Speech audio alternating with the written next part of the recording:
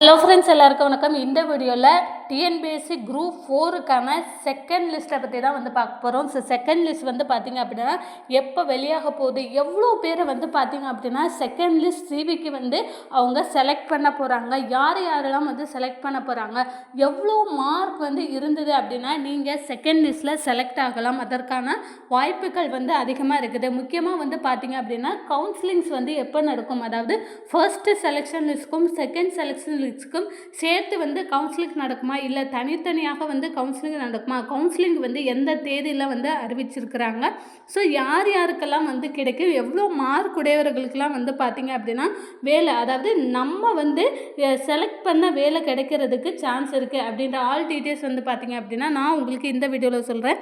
அதற்கு முன்னாடி நம்ம சேனலை நீங்கள் ஃபர்ஸ்ட் டைம் பார்க்குறீங்க அப்படின்னா மறக்காமல் ஒரு சப்ஸ்கிரைப் பண்ணிக்கோங்க. இந்த வீடியோ உங்களுக்கு பிடிச்சிருந்தா நம்மளுடைய சேனலை ஒரு லைக் பண்ணுங்கள். இப்போ நம்ம வீடியோக்குள்ளே போகலாம். குரூப் 4, அதாவது இந்த டிஎன்பிஎஸ்சி குரூப் 4க்கான ஃபஸ்ட்டு செலெக்ஷன் லிஸ்ட் பார்த்திங்க அப்படின்னா பப்ளிஷ் பண்ணி நிறைய பேர் பார்த்திங்க அப்படின்னா சிவிக்கும் அப்லோட் பண்ணிங்க. அதாவது சர்டிஃபிகேட் வெரிஃபிகேஷன்ஸ்க்கான சர்டிஃபிகேட் எல்லாருமே பார்த்திங்க அப்படின்னா அப்லோட் பண்ணி ஒரு வாரம் ஆயிடுச்சு. இதுக்கப்புறம் பார்த்திங்க அப்படின்னா ஆல்ரெடி சர்டிஃபிகேட் வெரிஃபிகேஷன்ஸ் அப்படின்றத முடிச்சிருப்பாங்க. ஸோ இதுக்கப்புறம் பார்த்திங்க அப்படின்னா நமக்கு செகண்ட் செலெக்ஷன் லிஸ்ட் அப்படின்ற ஒன்று தாங்க வரப்போகுது. இந்த செகண்ட் செலெக்ஷன் லிஸ்ட்டில் யாரெல்லாம் செலக்ட் பண்ண போகிறாங்க, ஸோ எவ்வளோ பேர், எத்தனாயிரம் பேரை பார்த்திங்க அப்படின்னா செலக்ட் பண்ண போகிறாங்க, எவ்வளோ நம்பர் ஆஃப் வேக்கன்சிஸ் இன்க்ரீஸ் ஆக போகுது, அதுக்கப்புறம் எவ்வளோ மார்க் உடையவங்க செகண்ட் செலெக்ஷன் லிஸ்ட்டில் நீங்கள் செலக்ட் ஆக போகிறீங்க அப்படின்ற டீட்டெயில்ஸ் தான் பார்த்திங்க அப்படின்னா இந்த வீடியோவில் சொல்ல போகிறோம். ஸோ வீடியோவை ஸ்கிப் பண்ணாமல் கடைசி வரை முழுமையாக பாருங்கள். இந்த டிஎன்பிஎஸ்சி குரூப் 4ல் பார்த்திங்க அப்படின்னா நமக்கு இந்த வாரத்தில், அதாவது இந்த வாரத்தில் குறிப்பாக பார்த்திங்க அப்படின்னா இந்த நவம்பர் இந்த ஒரு 15 தேதிகளுக்குள்ளே பார்த்திங்க அப்படின்னா நமக்கு செகண்ட் செலெக்ஷன் லிஸ்ட் பார்த்திங்க அப்படின்னா வெளியாகிறதுக்கான வாய்ப்புகள் இருக்குது. ஸோ எவ்வளோ பேரை பார்த்திங்க அப்படின்னா செகண்ட் செலெக்ஷன் லிஸ்ட்டில் செலக்ட் பண்ண போகிறாங்க, எவ்வளோ நம்பர் ஆஃப் வேக்கன்சிஸ் இன்க்ரீஸ் ஆக போகுது. ஸோ ரீசெண்டாக பார்த்திங்க அப்படின்னா நம்ம ஆனுவல் பிளானர் பார்த்துருப்போம். அதாவது 2026ஆம் ஆண்டுக்கான ஆனுவல் பிளானர் எல்லாருமே பார்த்துருப்பீங்க. அதில் குறிப்பாக பார்க்குறீங்க அப்படின்னா ஆகஸ்ட்டில் நமக்கு குரூப் 4ஓட எக்ஸாம்ஸ் நடக்க போகுது அப்படின்றத தெரிவிச்சுறாங்க. இதில் முக்கியமான ஒரு விஷயம், நம்ம தெரிஞ்சுக்க வேண்டிய ஒரு விஷயம் என்ன அப்படின்னு பார்த்தீங்க அப்படின்னா நமக்கு அடுத்த வருஷம் தேர்தல் வரக்கூடியது. ஸோ தேர்தல் வருஷம் அப்படிங்கும்போது அது எந்த அளவுக்கு நமக்கு குரூப் 4 எக்ஸாம்ஸ் பாசிபிலிட்டி அப்படின்றது தெரியல. ஏன்னா அதற்கு முன்னாடியே நிறைய எக்ஸாம்ஸ் இருக்குது. ஸோ அந்த எக்ஸாம்ஸையும் கண்டக்ட் பண்ணும். அதே சமயத்தில் பார்த்திங்க அப்படின்னா நமக்கு குரூப் 4ங்கும்போது ஆகஸ்ட், செப்டம்பர், அக்டோபர், நவம்பர் அந்த ஸ்டேஜில் கூட வரலாம். ஏன்னா எலெக்ஷன் முடிஞ்சதுக்கு அப்புறம் தான் பார்த்திங்க அப்படின்னா நமக்கு எக்ஸாம்ஸ் எல்லாமே வைப்பாங்க. அதாவது கவர்மெண்ட் எக்ஸாம்ஸ் வைப்பாங்க. ஸோ அந்த அடுத்த வருஷம் குரூப் 4 நடைபெறாதா அப்படின்றதே நிறைய டவுட் இருக்குது.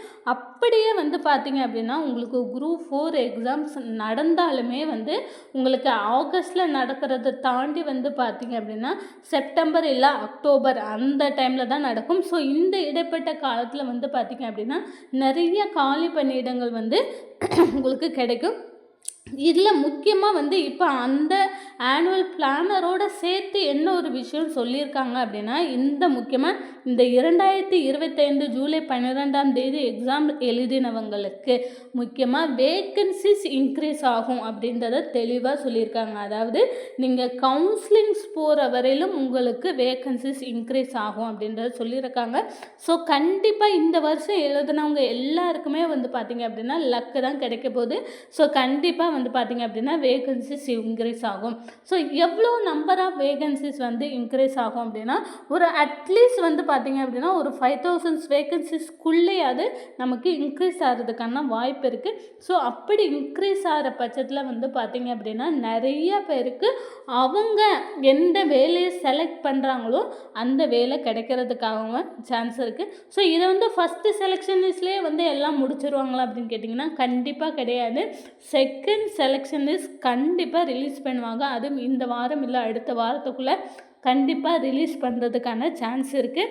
அப்படி ரிலீஸ் பண்ணாங்க அப்படின்னா எவ்வளோ பேரை வந்து செகண்ட் செலெக்ஷன் லிஸ்ட்டில் செலக்ட் பண்ணலாம், எத்தனாயிரம் பேரை வந்து செலக்ட் பண்ணலாம். கண்டிப்பாக வந்து ஒரு 1000s இல்லை 2000s அந்த மாதிரி கூட வந்து நமக்கு செலக்ட் பண்ணி நமக்கு செகண்ட் லிஸ்ட் அப்படின்றது ஒன்று விடலாம். செகண்ட் லிஸ்ட்டில் வந்து பார்த்திங்க அப்படின்னா ஒருவேளை உங்களுக்கு வேகன்சிஸ் 5000 வேகன்சிஸ் இன்க்ரீஸ் பண்ணாங்க அப்படின்னா அட்லீஸ்ட் வந்து பார்த்திங்க அப்படின்னா 3000 வேகன்சிஸ் இன்க்ரீஸ் பண்ணாங்கன்னா 3000 பேரை கூட உங்களுக்கு செகண்ட் லிஸ்ட்டில் வந்து பார்த்திங்க அப்படின்னா உங்களுக்கு செலக்ட் பண்ணுறதுக்கு சான்ஸ் இருக்கும். ஸோ செலக்ட் பண்ணி அவங்களில் சர்டிஃபிகேட் வெரிஃபிகேஷன்ஸ்லாம் நிறைய பேர் வந்து ரிஜெக்ட்டும் ஆவாங்க. ஒரு சில காரணங்களால் வந்து பார்த்திங்க அப்படின்னா சர்டிஃபிகேட் வெரிஃபிகேஷனில் ரிஜெக்ட் ஆகிறதுக்கான சான்ஸும் இருக்குது. ஸோ செகண்ட் செலெக்ஷன் லிஸ்ட்டில் பொறுத்தவரையில் வனக்காப்பாளர், ஓட்டுநர் உரிமம் வைத்திருக்கக்கூடிய வனக்காப்பாளர், காவலர், வனக்காவலர் இந்த மாதிரி நிறைய பேரை வந்து பார்த்திங்க அப்படின்னா இந்த டேட்டா என்ட்ரி முடித்தவங்களுக்குலாம் வந்து பார்த்திங்க அப்படின்னா புதுசாக இப்போ போஸ்டிங் எல்லாம் வந்து புது போஸ்டிங்ஸ்லாம் கொடுத்துருக்குறாங்க. ஸோ இந்த மாதிரி டேட்டா என்ட்ரி முடித்தவங்க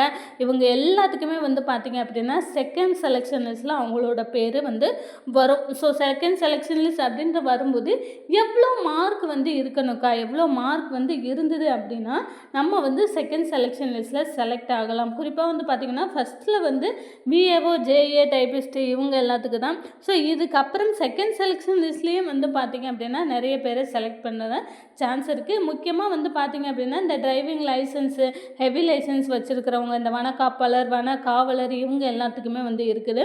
ஸோ அது மட்டும் இல்லாமல் வந்து பார்த்திங்க அப்படின்னா நமக்கு கம்யூனிட்டி வைஸ் வந்து ரொம்ப குறைவான ரேங்க் உள்ளவங்க, மார்க் அதிகமாக இருக்குது, ப்ளஸ் உங்களுக்கிட்ட ப்ரையாரிட்டி இருக்குது, அதாவது டிசபிலிட்டி பர்சனாக இருக்கிறீங்க நீங்கள், அதுக்கப்புறம் ஃபுல்லி பிளைண்ட் 100% பிளைண்டாக இருக்கிறீங்க, அப்புறம் லோவர் விஷன்ஸ் இந்த மாதிரியான முக்கியமான ப்ரையாரிட்டி உள்ளவங்க.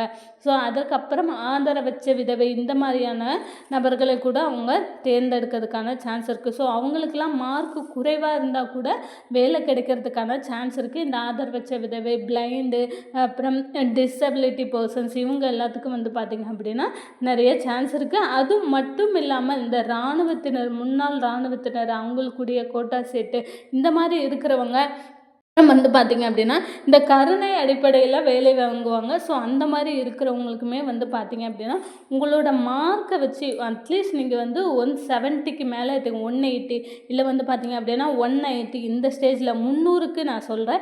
ஸோ 300க்கு அவ்வளோ மார்க் நீங்கள் எடுத்திருந்தீங்க, ஆனால் ஃபஸ்ட்டு செலெக்ஷன் லிஸ்ட்டில் உங்களோட பேர் வரல, ஆனால் செகண்ட் செலெக்ஷன் லிஸ்ட்டில் வருமா அப்படின்னு கேட்டிங்க அப்படின்னா கண்டிப்பாக நீங்கள் செகண்ட் செலெக்ஷன் லிஸ்ட்டில் செலக்ட் ஆகிறதுக்கான சான்ஸ் வந்து பார்த்திங்க அப்படின்னா அதிகமாக இருக்குது. கூடிய சீக்கிரம் கவுன்சிலிங்கை பொறுத்த அளவுக்கு நமக்கு டிசம்பரில் கவுன்சிலிங்ஸ் வந்து பார்த்திங்க அப்படின்னா நடக்கும். அதாவது எல்லாருக்குமே வந்து பார்த்திங்க அப்படின்னா டிசம்பரில் கவுன்சிலிங்ஸ்னால் ஜனவரியில் வந்து பார்த்திங்க அப்படின்னா உங்களுக்கு போஸ்டிங் வந்து கொடுத்துருவாங்க. ஸோ டிஎன்பிஎஸ்சி சம்மந்தமான ரெகுலர் அப்டேட் நீங்கள் தெரிஞ்சுக்கணும் அப்படின்னு நினச்சிங்க அப்படின்னா மறக்காமல் நம்மளுடைய சேனலை சப்ஸ்கிரைப் பண்ணுங்கள், ஒரு லைக் பண்ணுங்கள். தேங்க்யூ.